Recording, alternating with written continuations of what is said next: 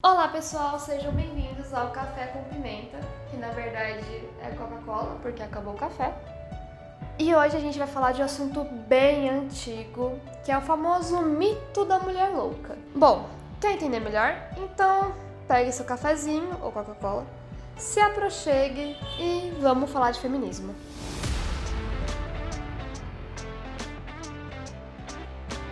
É uma corujinha na caneca. Aham, né? Fofinho. E é uma corujinha pinguça, se você reparou. Caralho, Ela tem uma coruja cachaçinha. mano. Bom, você com certeza já deve ter ouvido algum contatinho seu falar que o antigo relacionamento dele não deu certo porque a ex é louca.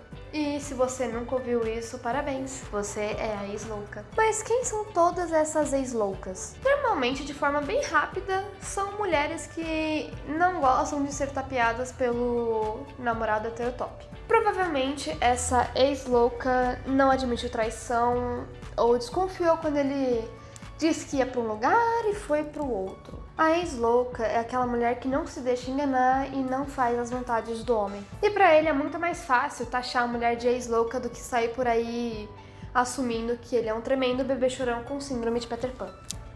E se eu te contar que essa tática de chamar a mulher de louca para sair por cima da carne seca não é coisa dos homens do tempo de hoje?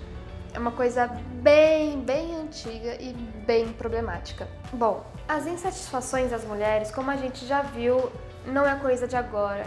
É coisa de bem lá atrás. Na Grécia Antiga, era muito comum que essas mulheres insatisfeitas fossem diagnosticadas com histeria, que literalmente significa útero em grego. O pai da medicina, ou Hipócrates, ele associou os sintomas de insatisfação das mulheres com uma doença do útero.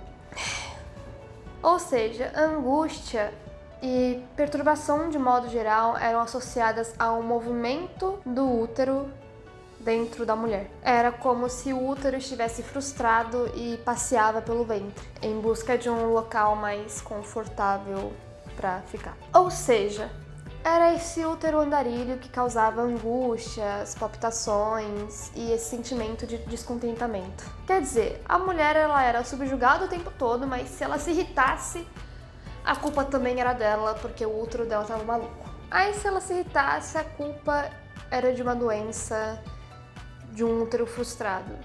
É como se literalmente eu te batesse e te culpasse por você sentir dor. Mas não fica por aí não, tá? Sabe qual que é o tratamento para essa doença? Naquela época o tratamento era o casamento ou então a concepção de um bebê. É como se te falassem que se você não fosse casar, se você não quisesse casar ou ter filhos, o seu útero ia literalmente te deixar doida. Para Platão, o útero enlouquecido realmente se dava pela falta de filhos, porque a mulher nasceu para ser mãe. Mas tem uma revista muito interessante que eu vou deixar aqui na descrição para vocês, que se chama Asmina. Essa revista, ela entrevistou diversas especialistas que afirmaram que a medicina está muito longe ainda de assumir que os transtornos mentais femininos são causados sim pelo machismo. Já na Idade Média, a histeria era associada à bruxaria. E a gente já sabe onde isso tudo foi dar, né? E bom, essa história aí de associar a histeria à bruxaria levou várias mulheres para a fogueira. A histeria, ela foi sempre muito associada ao feminino e utilizada para explicar sintomas como angústia, ansiedade, perda de apetite, insônia, irritabilidade e até mesmo desejo sexual forte. No século XIX, bem na Revolução Industrial, que a gente já conversou um pouquinho sobre isso, as mulheres que estavam insatisfeitas com os papéis impostos a elas eram taxadas de loucas. Elas eram diagnosticadas com histeria e levadas até um hospital psiquiátrico para receber tratamento. Foi nessa época também que a histeria ela subiu de cargo assim para ser considerada uma neurose. E uma mulher triste, ela era facilmente diagnosticada com isso e jogada no manicômio. A palavra loucura, mesmo até hoje, ela é muito associada ao feminino. Ela ganha uma personificação feminina, como se fosse essa mulher rebelde que não quer casar, não quer ter filhos ou que até mesmo ama outra mulher. Naquela época, grande parte dos casos médicos eram de mulheres, e isso não é diferente até hoje. Segundo dados da OMS, a Organização Mundial da Saúde, as mulheres são mais propensas tendências a desenvolver ansiedade, depressão e entre outros transtornos mentais. Mas por que será que isso acontece? Será que os gregos estavam certos o tempo todo e nós, mulheres, somos vítimas de um útero viajante, dançante, que balança pelo nosso corpo em busca de um feto? Não, né?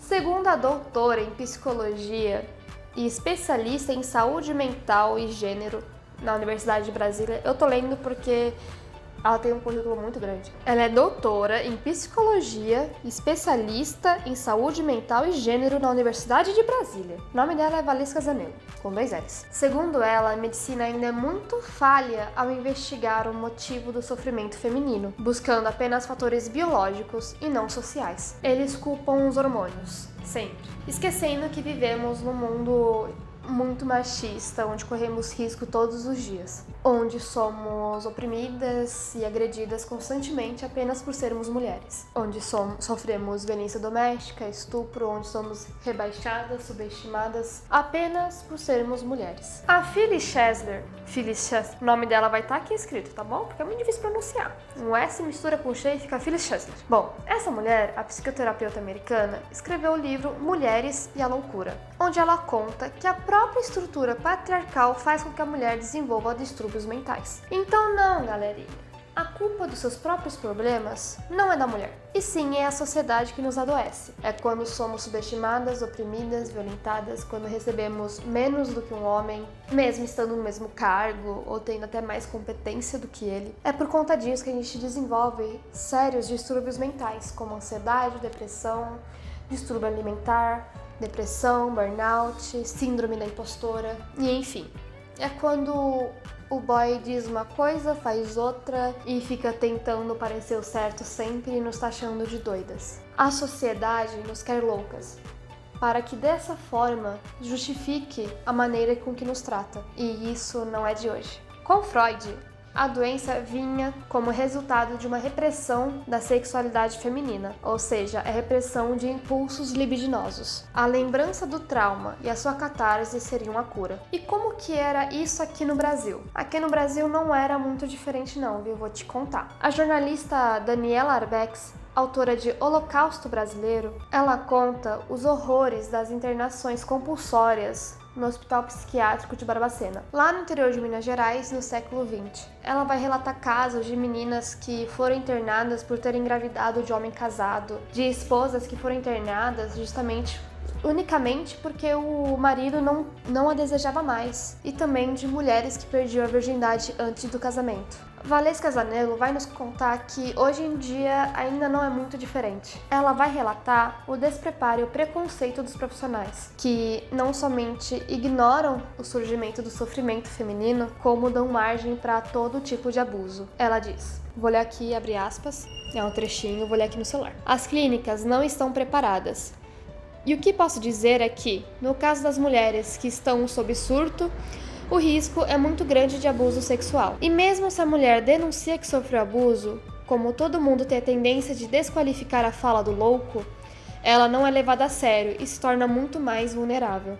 Fecha aspas. Hoje, a histeria ela é considerada uma forma de neurose, um distúrbio que se manifestaria tanto em homens quanto em mulheres. Esse transtorno se manifesta fisicamente, gerando reações exageradas. Mas mesmo com essa nova definição, descaracterizando a histeria como uma doença da mulher louca e rebelde, ainda somos taxadas de histéricas. Mas nos taxar de histéricas, loucas, doidas, desequilibradas, é uma forma de desqualificar as nossas emoções. O tal estereótipo de mulher louca abre uma brecha para que as nossas emoções, nossos sentimentos, sejam apenas ignorados, pois afinal, mulher é exagerada mesmo, né? Como se fôssemos eternas crianças emocionais e desequilibradas sexualmente. E isso acaba virando um problema na vida de toda mulher. Pois quando a gente manifesta sintomas e transtornos reais, somos desacreditadas. Seja ansiedade, depressão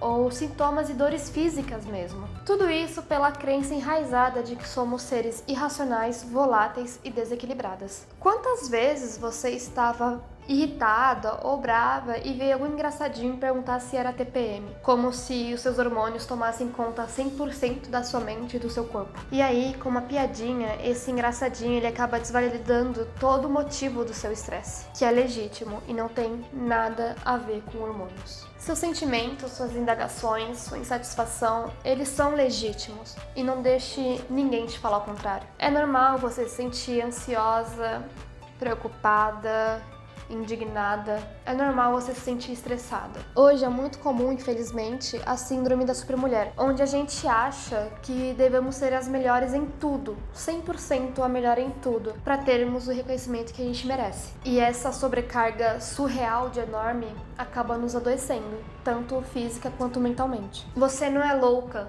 por se sentir insegura com seu boy, porque ele pode sim estar te dando motivos para isso. Você não é louca e nem exagerada por estar estressada com o trabalho, porque é sim uma sobrecarga muito grande que você carrega. Você não é louca por dizer não. A gente vive numa sociedade que quer nos obrigar a sempre falar sim, sorrindo e aceitando tudo que eles mandam pra gente, mas não é assim que tem que ser. Então tá tudo bem, respira. Se alguém tá te fazendo se sentir louca, se afasta dessa pessoa, vai para uma profunda reflexão. Converse com uma amiga, com outras pessoas e respira. O que você sente, o que você sentiu é legítimo e não deixa ninguém desvalidar isso. Não deixe ninguém te fazer de louca e te fazer acreditar nisso. Não somos loucas, estamos apenas cansadas e a culpa não é nossa. Por hoje eu fico por aqui e até o próximo Café com Pimenta. Tchau!